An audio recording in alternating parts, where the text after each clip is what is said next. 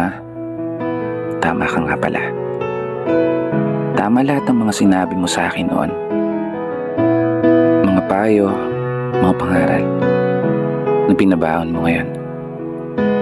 Darating yung panahon na kailangan kong harapin yung mga pagsubok at hamon ng mag-isa, nang walang inaasahang tulong mula sa iba.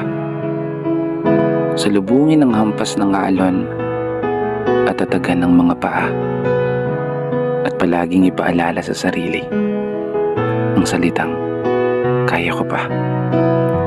Oo, kaya ko to. Gaya ng palaging sinasambit mo. Simula nung nasa sinapupunan pa lamang hanggang ako'y karga mo.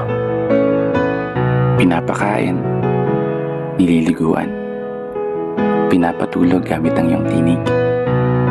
Paborito kong himig habang mga mata mo'y nakatitig.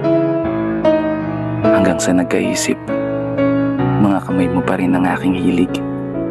Hawakan sa tuwing takot ay sumisilip. Nakakaiyak naman to. Sa bawat umaga na boses mo ang gumigising, palaging nagpapaalala na maliliit ka na naman, bata ka, ano ka na. Ay, ikaw ang pinakamagaling na rapper na nakilala ko. Okay, balik tayo. Seryoso na. Ikaw nga pala yung nanay ko. Isang ilaw ng tahanan na nagpaliwanag ng buhay ko. Ang bukod tanging babae na una at sobrang minamahal ko. Isang babae na habang buhay iingatan ko. Kaya sana ma, bagal-bagalan mo yung pagtanda mo ha. Pangako, ipapanalo ko to. Hindi ko na masyadong pakakahabaan na. Para rin sa'yo naman tong video na to. Kasi tama naman lahat talaga ng sinabi mo. Malayo na ako sa'yo. Malayo ka rin sa pamilya mo. At ako naman, kailangan kong maghanap buhay.